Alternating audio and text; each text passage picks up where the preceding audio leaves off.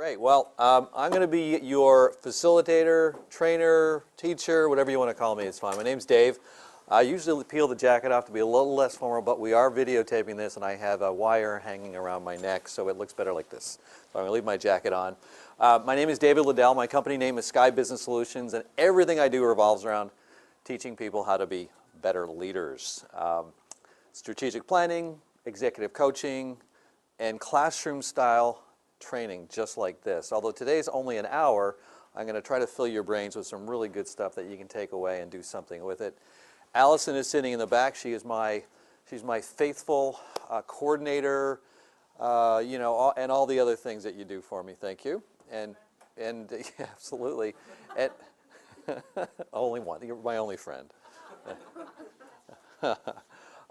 So today's topic is be a leader, not a dictator, and it does capture people's attention. But just kind of from a show of hands, who today manages people? Okay, a couple of you. How many people do you manage? About 15, 20 plus during the holidays. Wow, that's a big UPS I saw. Yeah, okay. Well, it was on your jacket anyway. Okay, and how many do you manage? Only like 4 or 5. Okay. They also oversee lots and lots of people. Okay, very good. Okay, so you're a leader of leaders. That's great. And the rest of you, I'm assuming, are aspiring leaders, managers, or you're just here for my good looks, something like that, right? All right. Well, let's get into this. I'd like to keep this informal. I will encourage you to take some notes for yourself. And I know you're here. I know people in the last session this morning, people were taking notes. It was great. I'm going to encourage you to make sure when you walk out the door today that you pick one thing, at least one thing. And if it's only one thing, I'm good with that. That you'll make a commitment to yourself to change, to improve. Because that's key in all this. If you're going to spend an hour doing anything, you want to get something out of it. And so, you know, as you go out, say, this is the one thing I'm going to do. And I will prompt you throughout to do certain things, but just try to think about that before you leave here today. So if you think of the people around you that surround you every day, and there are people out there that actually hoard power. They keep power to themselves. And I don't consider those people leaders. Leaders, as a matter of fact, they actually empower people. They give people power so that they can, you know, in business, can think, can act, can make decisions, do the things that they need to do so that they feel empowered. And the key and operative word there is they got to feel empowered. We also have people around us who are in authority. And when those people take power from us in an unfettered way, that's your greatest risk of failure, always. The job of a leader is to truly empower the workforce. Make sure the workforce has the tools, what they need to get the job done. And so, you know, just think about the people that you've had in your lifetime that are very strong leaders. And you know, basically what I'm saying, it's common sense, but we don't think of it that way. Sometimes people who are given a manager title automatically think, they look at their business card and it says manager on there, say, okay, now I'm in charge. And you know what? No, you're not. What you want to think about is you want to think about now you work for these 20 people that you're going to have to take care of, or the 3 or the 4, all these people. You work for them now. And what you want to do is you want to create that environment for them that empowers them to get the job done. And that's what we're going to talk about today. So let's talk about empowering leadership. What is empowering leadership? There's going to be 6 things I'm going to talk about, and then we're going to spend the rest of the session talking about one in particular. And that'll be the last one. It'll be the most important one. First thing is you have to have a vision, a direction. You know, we talk about, you know, companies have vision statements and mission statements, all wonderful, but what they serve to do is to give people direction to see where they're headed. And if people don't know what your company's all about or what you are all about, it doesn't matter. People then are just working for the paycheck rather than working for something important. So what leaders do is they think about, well, I have a vision. I need to know what it is. I need to tie my vision to the company vision. If it's your own company, you're creating the whole vision. But there's a certain passion behind driving that forward. Leaders absolutely have a passion for creating something and getting people in behind whatever that is, whatever it is you want to do. Leaders are egoless and humble. Now, you chuckle, because I know you thought of somebody immediately. You thought, okay, not a leader, right? Oh, absolutely, he's a leader. Oh, okay, so you get the other way around. No, what I mean is, he's full of ego, so he's probably more of a manager than he is a leader. Let me differentiate the two for you, really important. People interchange management and leadership all the time. Are they the same? Why not? What's the difference for you between management and leadership? And I'll come back to your point. Yes? Setting expectations. Okay, that's a manager or a leader? Leader. Leader, okay. The manager is just like a job title, and a leader is how they act and, you know, who they are. Okay, yeah, kind of a state of mind. Right. To a great degree. Okay, great. And did you have a suggestion? Leader is someone that will lead their team to the achieved goal. Okay, okay, very good.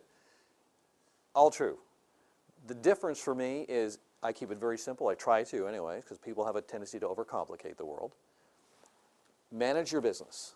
You really need to manage how the business runs. That's very important. It needs to set up, it has to run well, you have to have process and systems. You have to score it, how are we doing? That's managing. Leaders lead people. Lead people, manage the business. And if you do both well and tie them together nicely, you have a well-run company. What happens sometimes, some people who are managers don't consider people as people, just objects to get the work done. Don't manage people. Just don't do it. They don't like it. No one likes, have you ever heard of a world manager? No, I've heard of world leaders. Nobody wants to be managed. So I'll tell people, don't manage people. They don't like it. They want inspiration. They want guidance. They want you to help them. That's really the big difference. Humility. It's never about the leader. So you have to think about yourself as a leader. It's not about you. It's about the vision. It's about what you're trying to accomplish. It's about the people helping you. If you're a leader, or if you think you're a leader and you turn around and no one's there, I'm going to argue with you. I don't think you're a leader. I think you're a leader, but you're not behaving in the way that you need to get people in behind you. People follow leaders. They just do. And you don't have to have anybody reporting to you to be a leader. You just have to think that way. And if you haven't read the book Good to Great, has anyone read it? You read it. Excellent. Did you read it before we met or after we met? Oh, excellent. I'm rubbing off a little bit. Good. Good to Great. It's written by Jim Collins. And they talk about what makes a company go from being a good company to a great company. And they didn't create the theory and try to fit companies into it. They studied companies, 1,500 of them, and they narrowed it down to 11. That's it, that were good to great companies. And the CEOs of those companies were like what they called level 5 leaders. And the two characteristics of level 5 leaders, the top two characteristics, one of them was humility, and the other one was the drive to succeed, but a perfect balance. It was never about them. And if I listed all these CEOs' names off, you wouldn't know who they are if I didn't tell you they were CEOs of very famous companies, because it was never about them. So it's really important. And if you're not a big reader and you want to just read the article, Harvard Business Review has an article called Level 5 Leadership, and it comes right out of the book. It's worth the read. It'll give you a baseline for what leadership is really all about. And the book itself, for me, has been a Bible. It's how do you run a great company. Good to Great is a wonderful book. Can you say what that article is again? The article, Level 5 Leadership. And if you go to HBR, it'll be there. And Jim Collins is the author.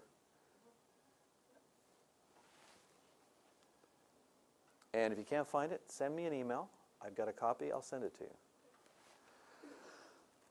Leaders inspire commitment and motivation. Really important. How do we do that?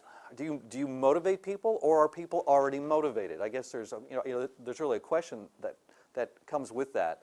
I believe people are motivated by something. We're all motivated a little bit differently, which is great. What leaders have to do is they've got to tap into that motivation. They have to understand it, tap into it, and that's how you inspire people and action and results. So we have to get to know each other, right? And so part of today is, Well, we have to build strong relationships, and I'll tell you about how we're going to do that as leaders. But we have to understand each person who reports to us, and even understanding the people around us who support us or who we need to support.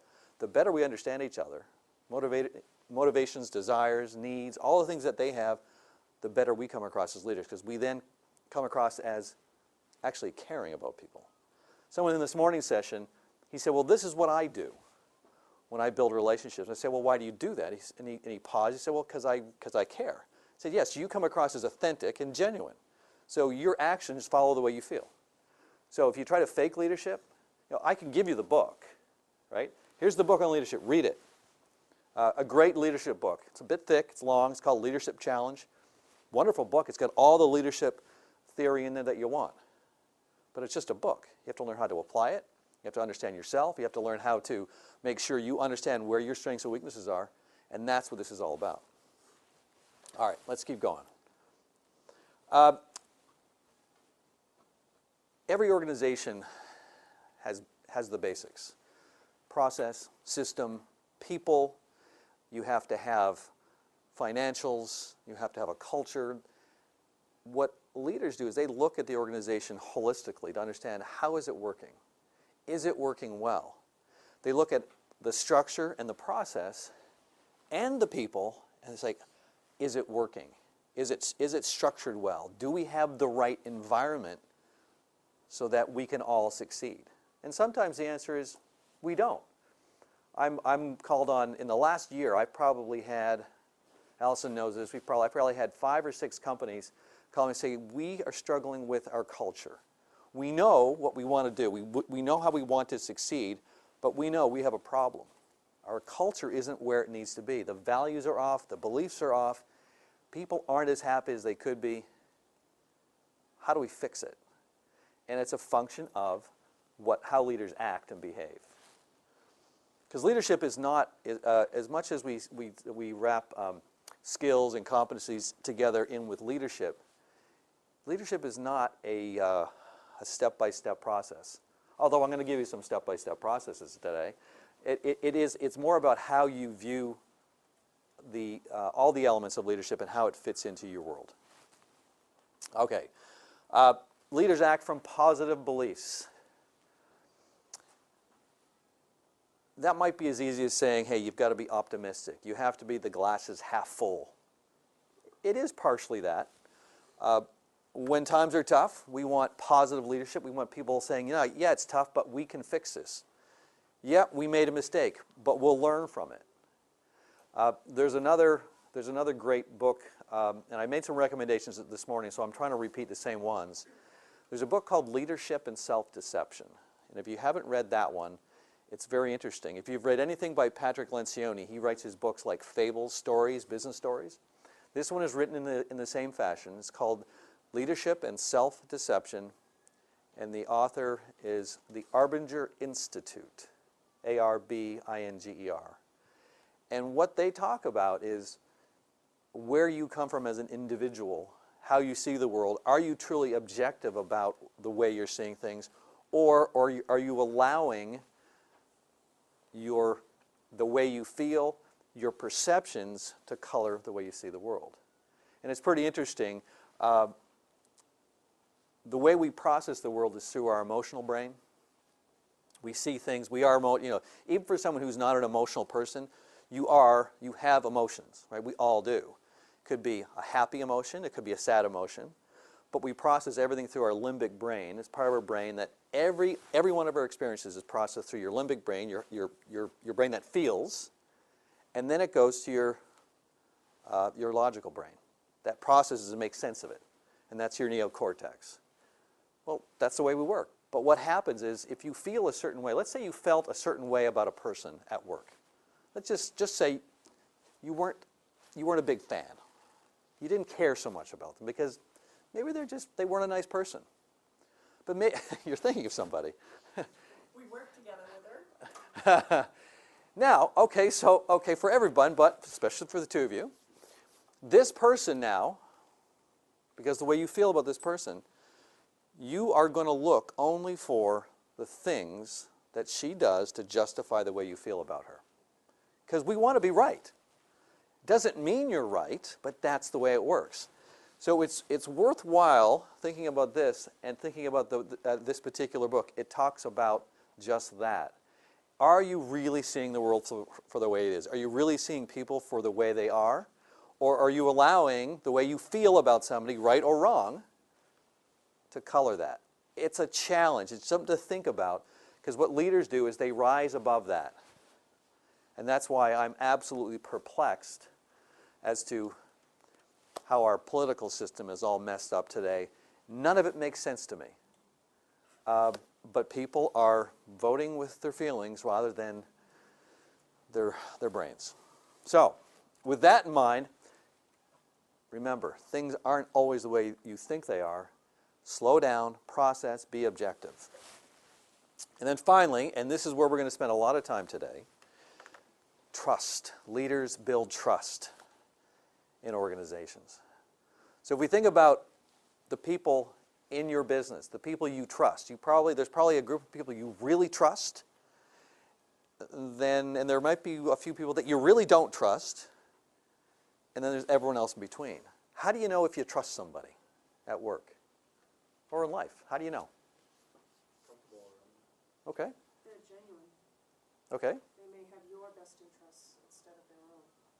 But how do you know they're genuine? Well, they tell you things that you might not want to hear, but they think maybe it's, to answer your question. Okay. Okay. So you think, it is being genuine, it is being honest, it's being open. Okay. Yeah. Yes. Gut instinct. Gut instinct? Okay. Yeah. I believe that. Do you keep score in your head for people? You just know. Absolutely. Oh, I do. oh, do you have an actual scoreboard? Absolutely. Where? He burned me. I'm not going to trust him. I'll set with you. How many times does it take for someone to burn you before you stop trusting How them? bad the burning is. Okay. How am I doing right now? You're fine. Okay, I'm okay? All right, good. I was nervous there for a second. All right. Well, you're right. We do. We build trust. We tear down trust. We do it every day. But I'll tell you, through my experience, I've been doing this 15 years, and I've met, I don't know how many people I've met over the years. I would say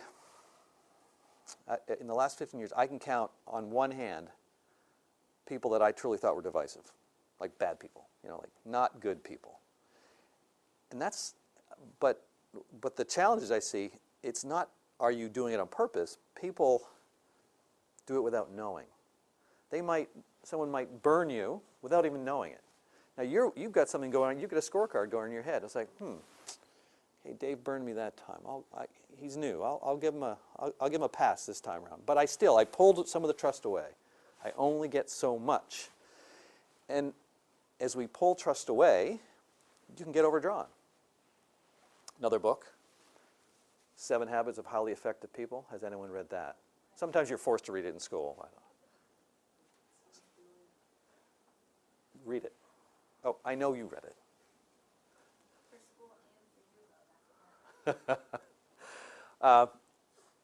It talks about the emotional bank account. And the emotional bank account is just what I'm talking about. We grant each other a certain amount of trust based on our experiences in life. So I ran across a person one day, and she said, I don't trust anybody. You don't trust anybody? Nobody. She got burned a lot in her past career. She said, I don't trust anybody. They have to earn my trust. It's like, well, the way you get people to earn your trust is you need to be trustworthy first. And where you not trusting people sends a message that you don't trust them. They're not going to trust you.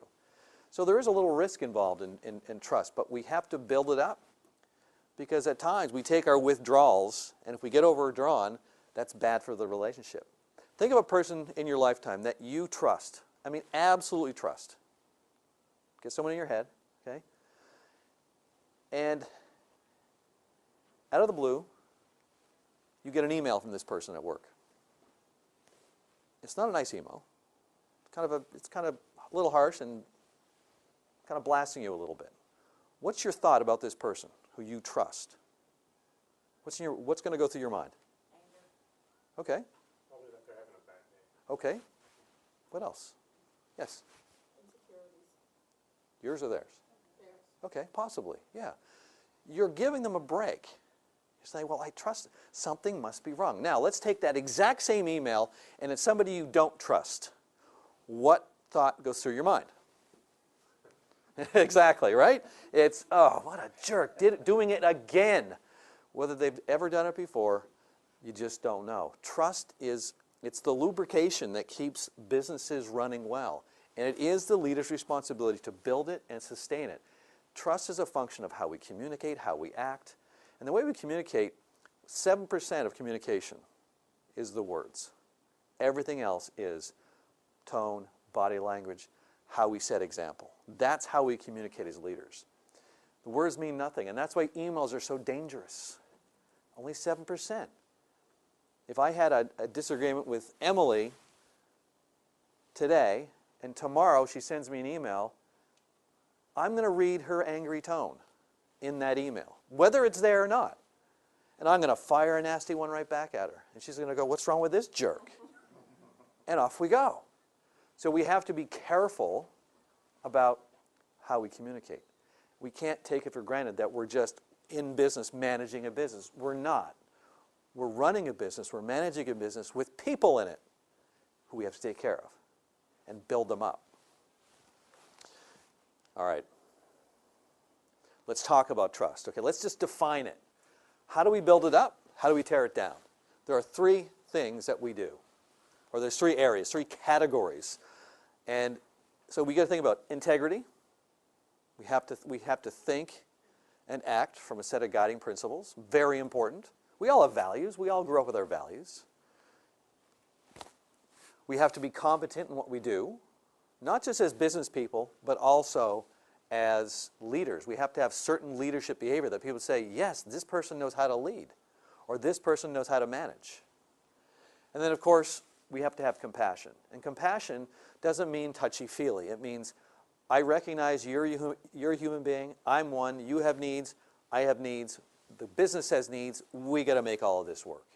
And as soon as we start pitting people as, or putting people in as objects, or putting them against us as not allies, that's when things sort of fall apart. So if you think about the people in your lifetime where you've built trust, and you have a high degree of trust, it's taken a long time to get there.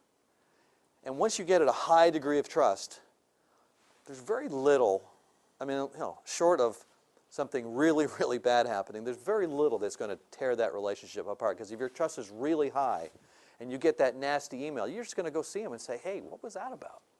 How's your day going? You know, this isn't like you at all. What's going on? You can do that. But with a person who you don't trust, you're just going to sneer at them in the hallway.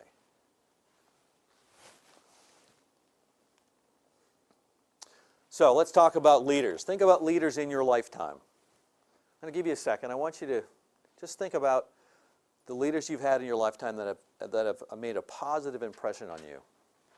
Just think of one. I don't need to know who it is.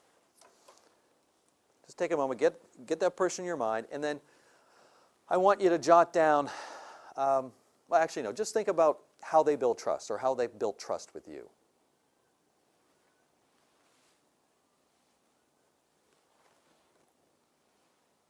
And when you're ready to share, share.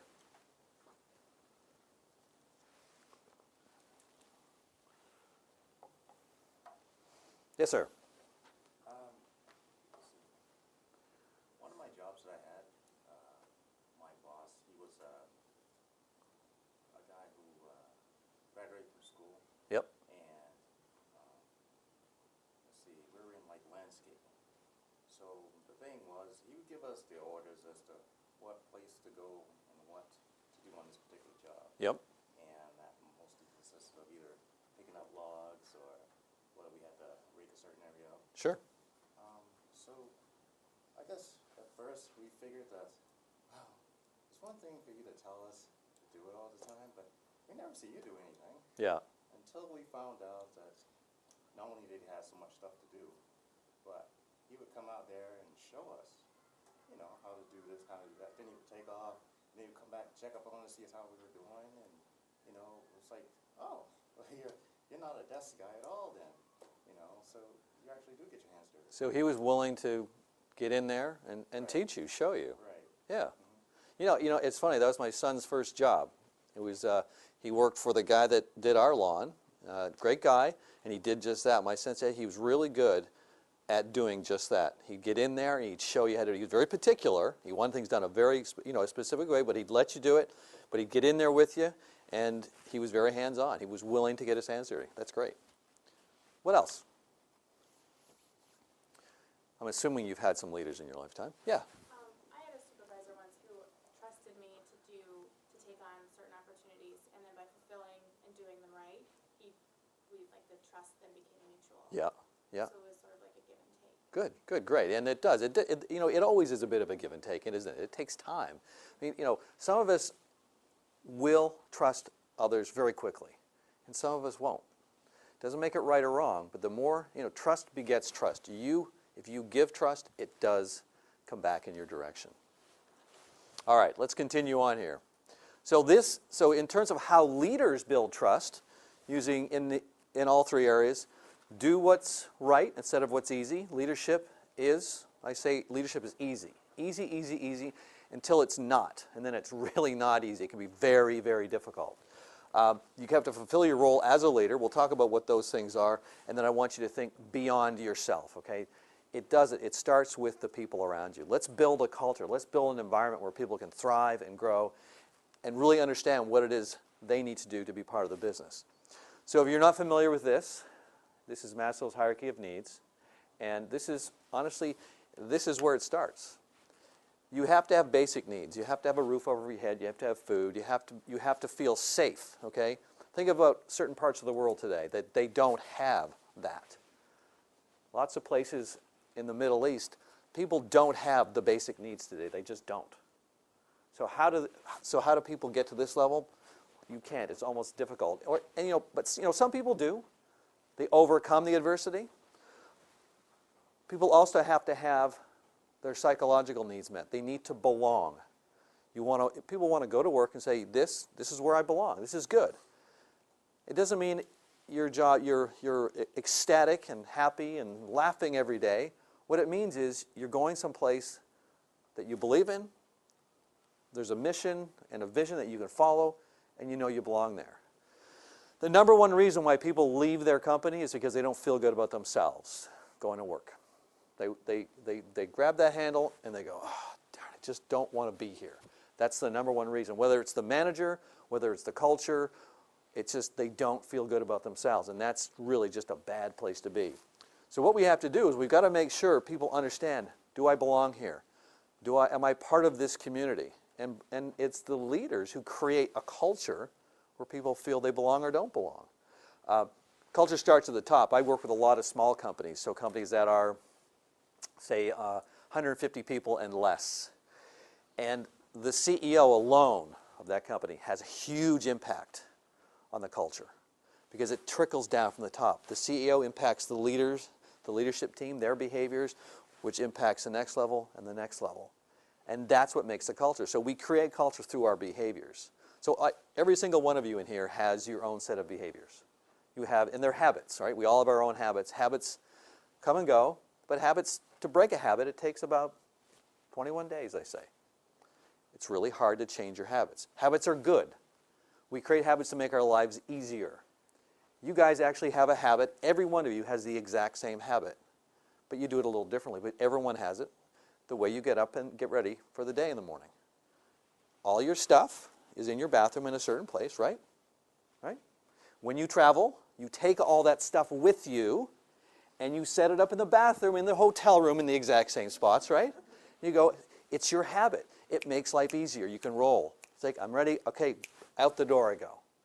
Well, that's just one simple habit. We all have our own habits. We have our leadership, behavioral habits. Some of them are really good, and some of them aren't. You know what they are. I don't.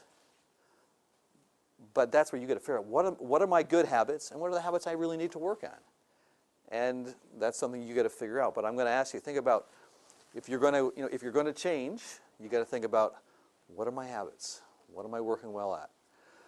So we got to make sure people have their psychological needs, and then self-actualization is, do people really know themselves?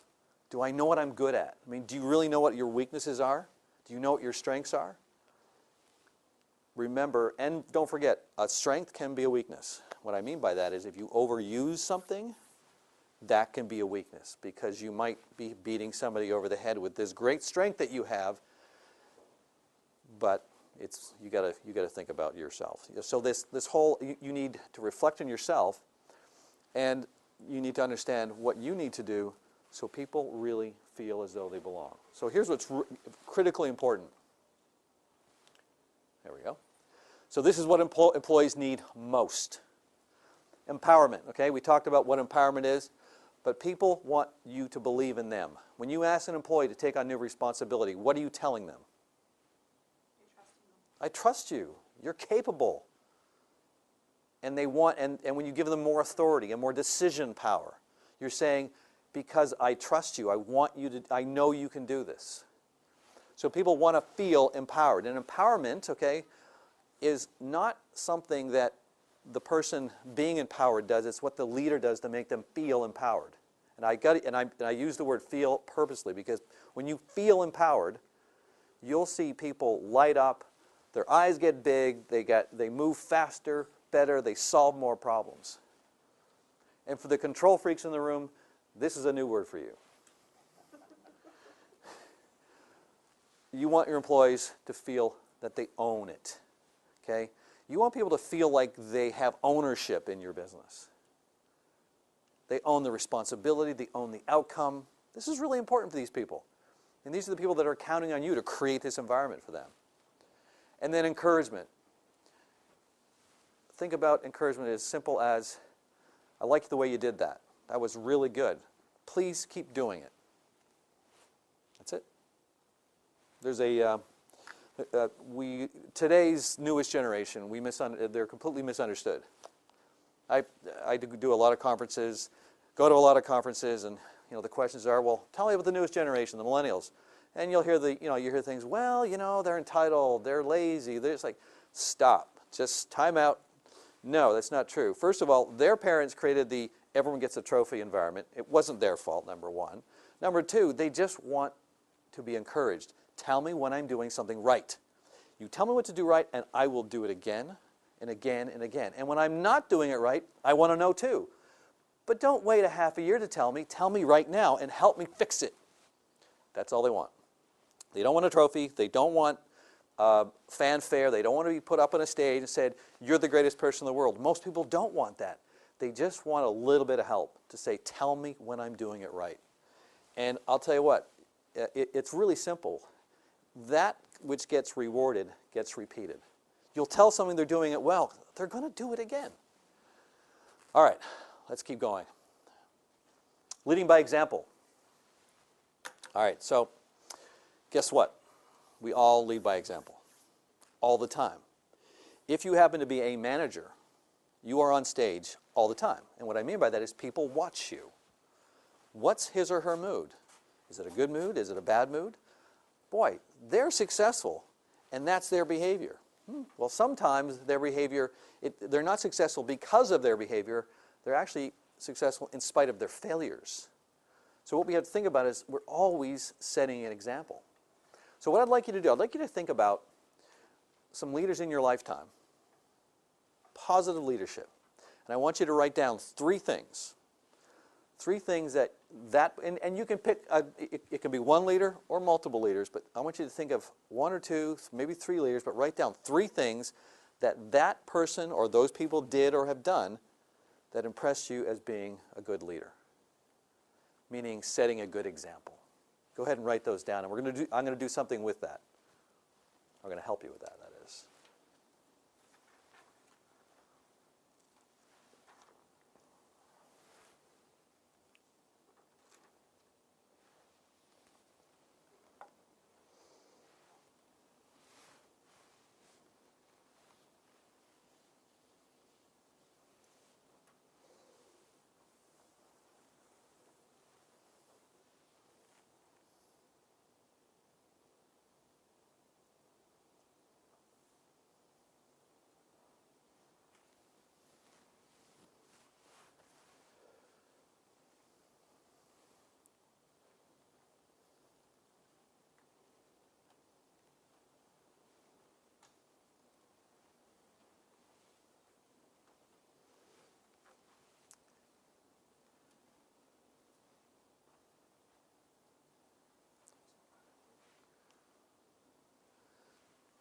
here's my list.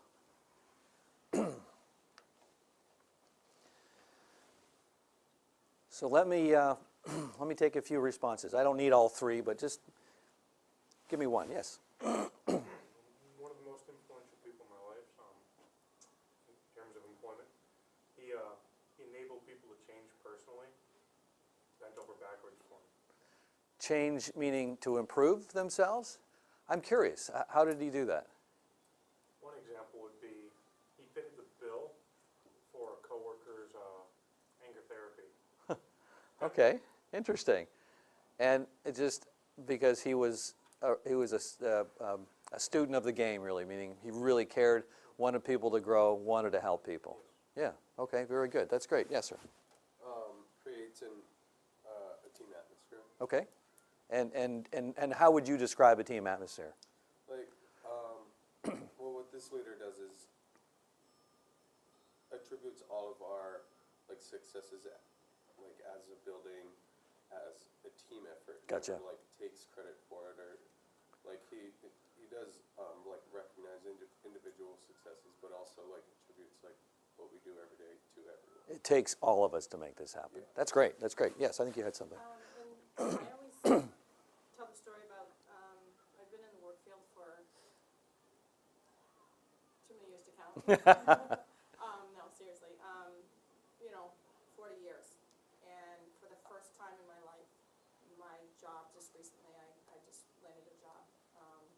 And they teach by example. And Okay. leadership skills and qualities, feedback, assessments, setting expectations in the workforce. Good, And good. asking questions of their employees, just asking them who they are and what they do, and the diversity. Perfect. Is huge. Yeah, that's great. That's really good. It takes all of us to make a difference in a business environment. Each one of us can have an impact. I mean, we do influence the world around us, and there's a little bit of it's contagious. I mean, you can, if you're behaving in such a way and someone feels good being around you because you're leading well, that will rub off. The problem is what we've had over the years, the command and control style leadership that has been around for a long, long time. I'm happy to say it is going away. It's too slowly for my liking, but that's why I do what I do. But there's a wonderful groundswell, and I attribute much of it to the newest generation, because they won't tolerate that nonsense. They just won't. They're saying, no, I don't want to work for people like that. I don't like it. And I'd hear from them all the time. Those who were stuck said, what do I do? I say, well, here's some things you can do, but think about your future.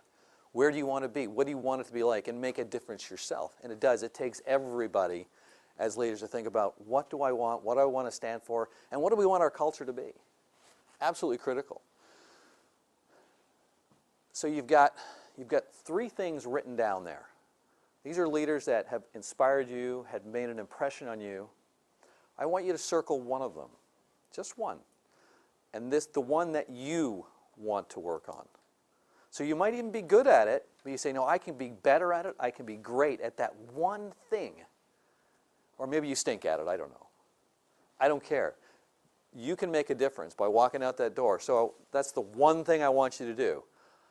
You'll notice I'm not telling you what you need to do, you're telling yourself. This is your idea, not mine. All I did was ask you a question. You've already got all this information in your head. It's already there. I'm just giving you the framework to think about it differently. So that's your assignment. And I think Allison is going to come visit your house, that's what we said, to make sure you're doing it in about a week's time.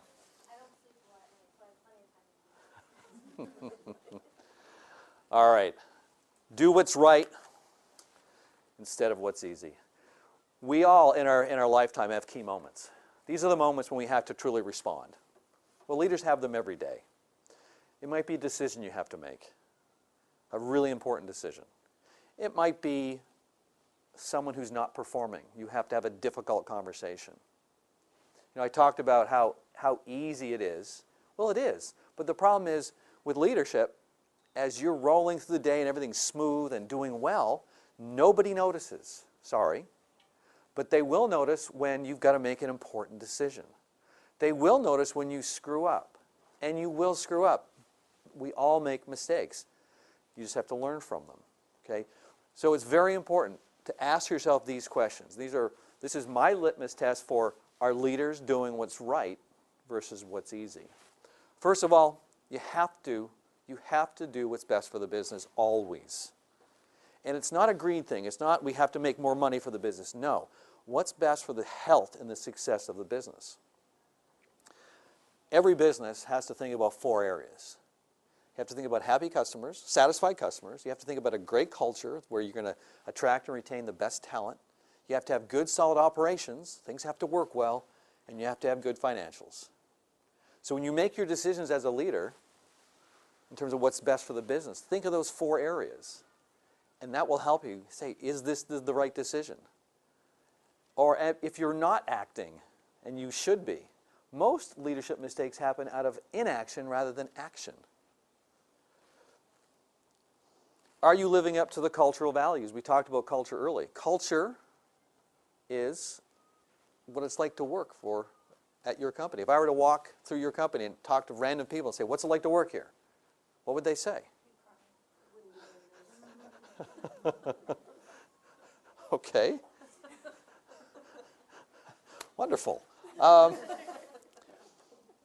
But that's what culture is. It's how you feel about working at a particular place. Now I get a lot of questions. I'll ask companies, well, so what's it like? I'll ask the senior team, what's it like to work here? They give me all the fun stuff. I was like, great, this is good. But they'll be realistic. Oh, it's a little stressful at times. Okay, so can I go talk to your employees? I just want to go talk to them randomly. And I'll ask questions. And I come back with, well, you were right about all the good stuff, but you left out all this stuff.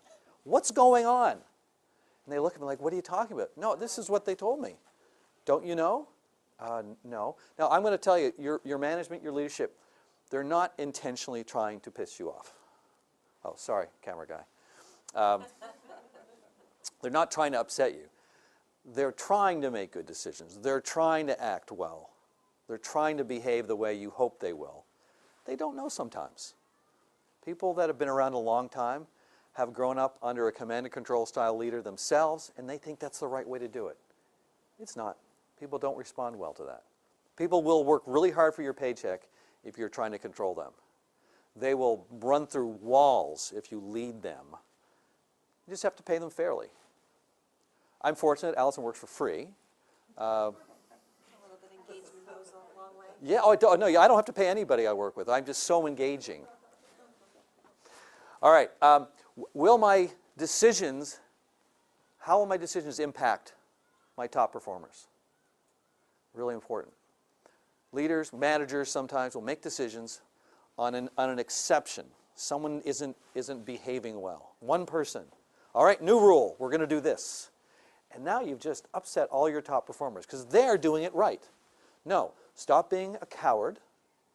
Talk to the one person and sort them out. Deal with the one person. So when you make decisions, think about your top performers. These are the ones who are helping you succeed. Don't upset them. I think they are. I think they are. I'm just wondering why you only go to businesses that have 150 employees or less. Oh, no, that's just the most of the companies. I deal with all, yeah, no, I've got big, fortune. Come and play in our field, please. Okay, I'll come and see you afterwards, absolutely. And then your personal aspirations. You have to be aligned. Your personal aspirations have to be aligned to the business. They have to be. And if they're not, something bad will happen along the way. So, just think about it. Company goals, strategy, the direction, the vision, all very important. Do you really care about it? Do you, at somewhere deep inside of you, do you say, yeah, this is really something I can get behind? If you're, as a leader, only working for the money, and I personally have left a job where I was paid a very healthy 6-figure salary.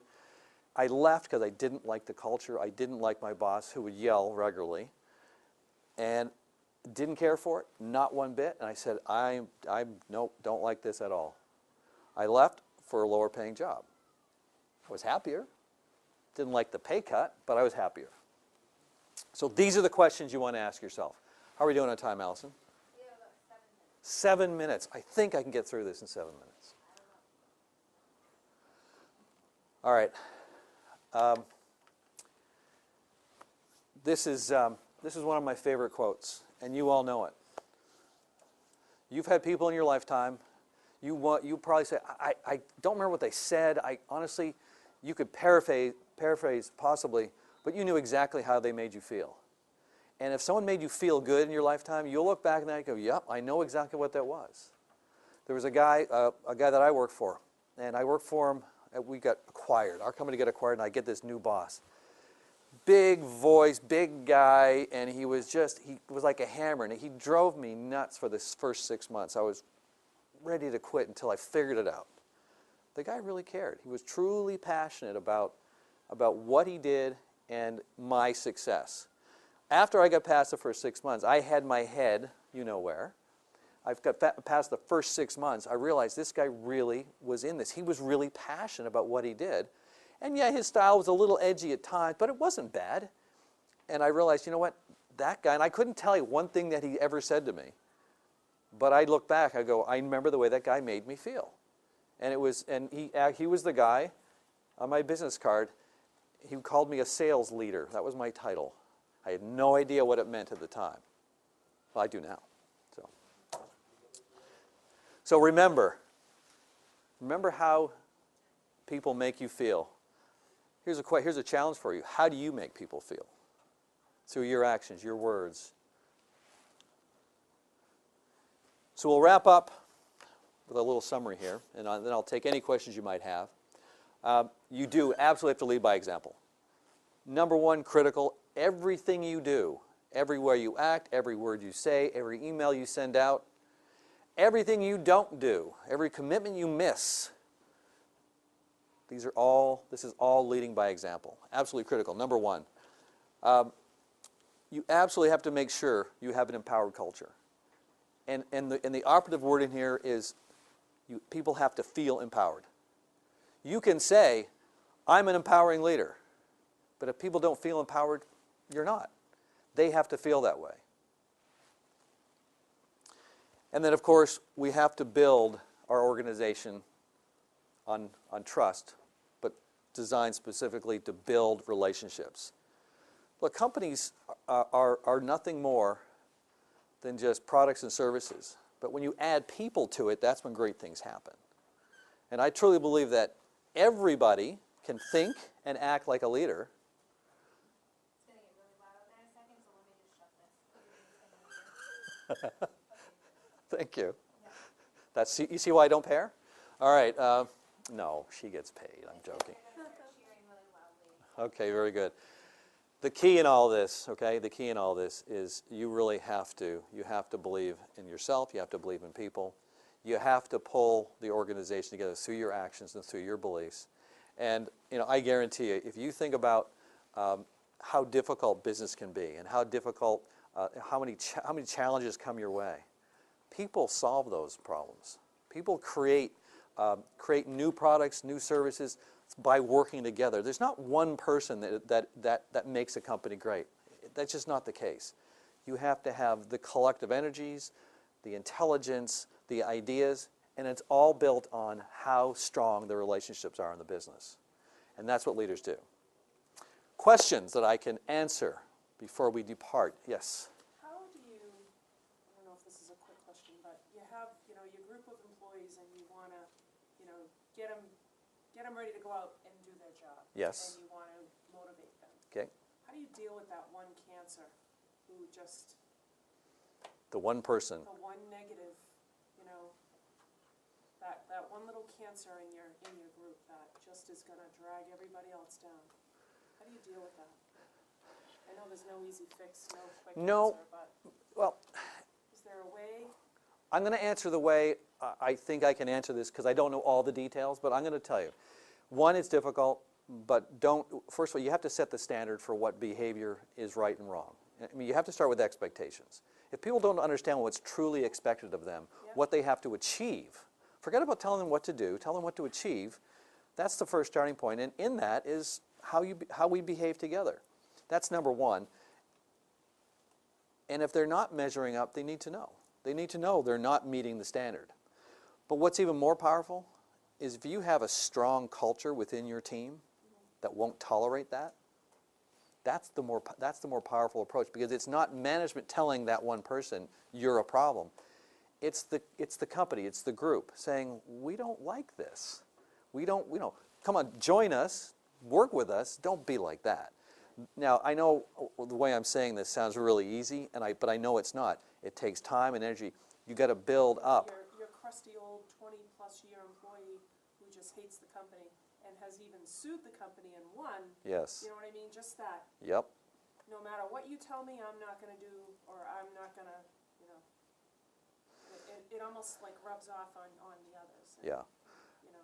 Work hard on the others. Yeah. Just work hard on the others. Work with them. Don't, help them keep their heads up and not get sucked into that world. I mean, that's really the best way, because if in the situation you're describing, I know there's always a lot of circumstances, you can't get rid of that person. Right.